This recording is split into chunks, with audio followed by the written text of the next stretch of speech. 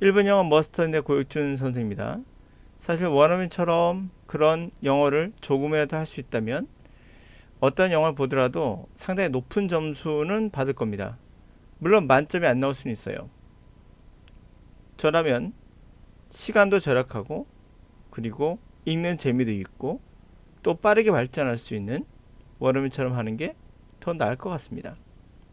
그러나 여러분들은 수업이 영어 수업이 대부분이 그렇게 되어 있지 않아요. 그래서 여러분들은 영어 수업에서 선생님들이 문제 풀이법을 갖고 푸는 것을 보며 되게 재밌어 하죠. 야, 나도 저렇게 될 수 있지 않는가라는 착각을 하게 되죠. 이건 착각입니다. 그러니까 수업에서 선생님이 쉽게 풀려면 내가 하면 안 되지? 라는 말을 할 수밖에 없습니다. 그건 그렇게 돼 있습니다. 자, 예를 들어서 지금 보고 있는 건 삽입 문제죠. 이걸 해석해서 집어넣습니다. 그런데 이거를 가지고 푸는 방법을 제시할 거예요. 예를 들면 뭐 지시어가 있다거나 연결사가 있거나 뭐 그런 걸 활용하라 그럴 거예요. 근데 문제를 보시면 알겠지만은 이 문제는 지시사 연결사가 없어요. 그럼 또 다른 이야기를 하실 겁니다. 계속 이제 만드는 거죠. P&R 구멍을. 자, 그렇지 않은 이런 패턴이 보이지 않으면 글의 흐름이라는 게 있어. 예를 들면 general, 일반적으로 포괄적으로 가다가 구체적으로 들어가는, 또는 타임라인, 시간의 순서로 가거나, 아니면 원인과 결과, cause and effect 가거나 이런 순서가 있어. 여러분 이렇게 가면 안 되나요? 구체적으로 한 다음에 포괄적으로 가면 안 됩니까?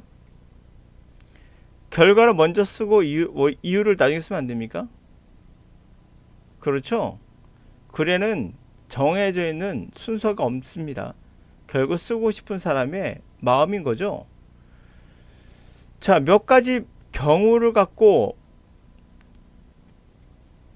다 맞다고 말할 수는 없는 거예요. 자, 이런 것들은 사실 여러분들이 왜 적용이 안 되느냐? 바로 이것 때문이에요. 먼저 결과부터 말씀드리고 제가 예시를 들어드릴게요.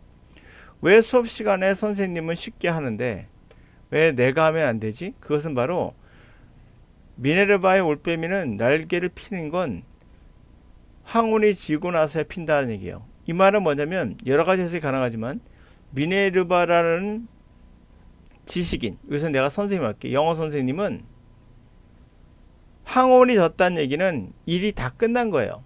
시험 다 끝나고 나서 그 결과만 갖고 보는 거거든요. 그때서 날개를 피는 거예요. 일이 다 끝나고 나서 아무 의미 없는 상황에서 그때 분석하는 거죠. 그러면 이 선생님은 그 결과치를 보고 있기 때문에 쉽게 정돈해서 여러분들 앞에 섰을 때는 야, 이거 되게 쉬운데? 또는 그 답이 명확히 보이게 되죠. 그건 착시 효과인데요. 다 끝나서 정상에서 다 보면 다 보이지만 정신없이 등산 중에는 아무것도 안 보이거든요. 아니 이게 지시어인지 연결어인지 포괄적 개념인지 시간의 개념인지 원인과 결과인지를 분석하면서 읽습니까 여러분들? 그 정도로 여유 있지 않거든요. 정신없이 등산 중에는 아무것도 안 보이는 게 이게 정상이에요. 이상한 게 아니에요. 산을 등산하는데 아무것도 보이지 않는 걸 이상하게 생각하시면 안 돼요. 정상입니다. 다 끝난 뒤에 정상에 올라가면 다 보이죠. 그게 바로 미네르바의 착시죠. 미네르바는 지나간 흔적만을 보고 있는 거예요. 그래서 쉽게 해결되고 쉽게 길이 보인다라는 착각에 빠지게 돼요. 여러분들은 그 착각에서 헤어날 수가 없죠. 매력적이거든요. 왜요? 답이 명확히 보이니까요. 자, 등산하는 여러분들에겐 안 보입니다. 자, 이걸 예를 한번 들어볼게요. 자, 먼저 지시와 연결사는 전혀 없을 겁니다. 그렇죠? 그러면 이것은 원인과 결과일까요? 포괄적 개념과 구체적 개념일까요? 아니면 시간의 흐름일까요? 그런 거 생각하면서 읽으십니까? 문제는 해석이 안 되는 데 있어요. 해볼게요. Some remain intensely proud of their original accent, dialect, words, phrase, and gesture while others accommodate rapidly to new environment by changing their speed limit habits so that they no longer stand out in the crowd. Our procession of production of speech changes with time. If we were to leave our native place for extended period, our perception that the new accent around us was strange would only be temporary. Gradually, we lose the sense that there others have an accent and will begin to fit in, to accommodate our speech patterns to new norm. Not all people do this to the same degree. Whether they do this consciously or not is open to debate, and may differ from individual to individual. But just most process to have to do with the language, the change probably happened before we are aware of it, and probably couldn't happen if we were. 자, 읽다 보니까 디스가 보이죠? 요거를 맞춰봐. 여러분, 디스는 의미가 있습니까? 없습니까? 없어요. 그냥 이것저것 하는 뜻이에요. 이것을 찾고 의미를 찾아낸다면 여러분 해석을 다 하신 거예요. 그냥 이런 거 쓸모가 없는 거죠. 지시사 쓸모 없습니다. 이거 전혀. 가볼게요. 일부, 자, 몇몇 사람들은 강하게 프라이드를 느끼고 있어요. 그대 오리지널 액센트하고 그다음 방언, 사투리죠. 사투리적인 그러한 단어, 구호, 그런 제스처, 몸짓 이런 거에 상당히 자부심을 느껴요. 자신을 갖고 있고, 반면에 또 다른 사람들은 빠르게 새로운 환경에 수용을 해요. 환경을 수용해서 변화시키죠. 그대 말하는 습관 같은 거 변화시켜서, 그래서 더 이상 사람들에게 눈에 띄는, 두드러지는 그런 상태가 되지 않게 되는 거죠. 그러니까 누군가는 사투리를 버리고 누군가는 사투리를 이렇게 자연스럽게 생각하고 이런다는 얘기예요. 자, 우리의 퍼셉션, 우리의 지각과 그다음에 스피치, 우리의 지각, 그다음에 우리가 말하는 그러한 말을 생산하는 거, 그런 것은 시간에 따라 바뀌어요. 그렇죠? 우리의 지각과 말에 대한 지각과 말에 대한 프로덕션, 말하는 거, 그런 것은 시간과 함께 변화가 일어나는데, 만약에 우리가 우리의 네이티브한 장소를 떠나서 오랜 시간 있던 그러한 장소를 떠난다면 우리는 우리의 퍼셉션, 지각, 우리의 새로운 액센트, 그러니까 우리의 지각은 우리 주변의 새로운 액센트가 이상하게 느꼈던 것들이, 그런 것들은 단지 일시적인 것이 될 거예요. 그러니까 순간적인 게 될 거예요. 그러면서 점차적으로 gradually 우리는 우리의 센스를 잃게 돼요.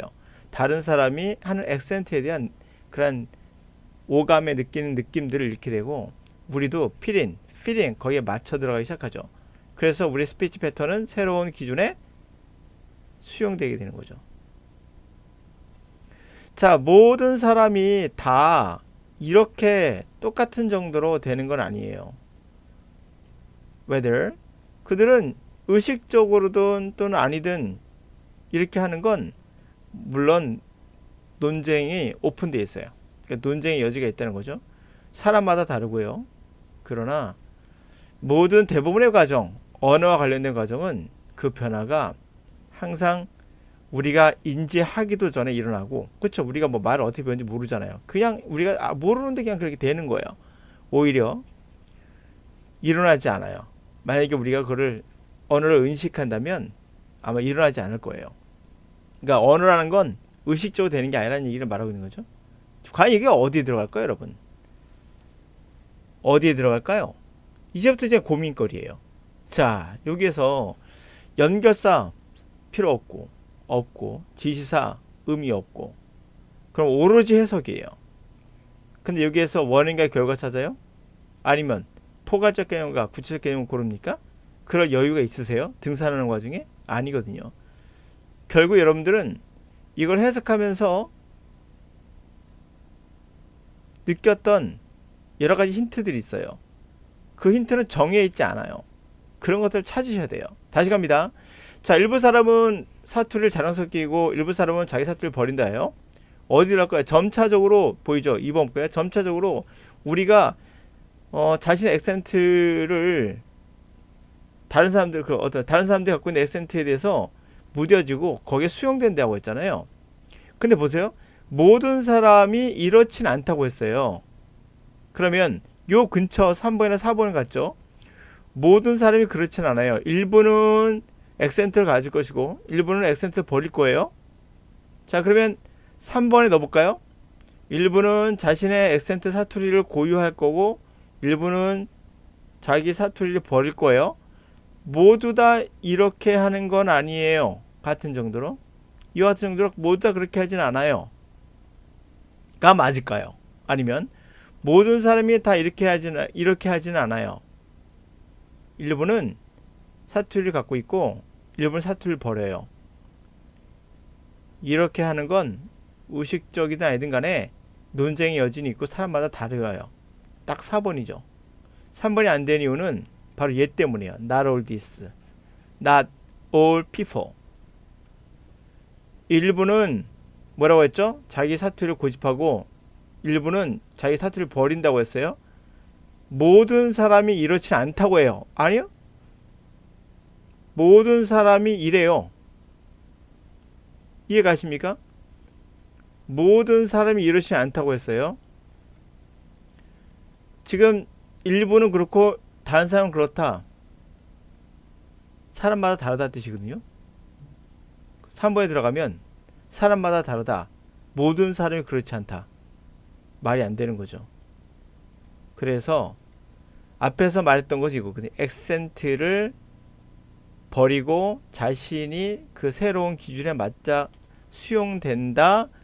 그러나 모두 다 이렇게 하진 않아. 정도의 차이가 있어. 일부는 가질 수도 있고 일부는 버릴 수도 있고. 딱 4번이 되는 거예요.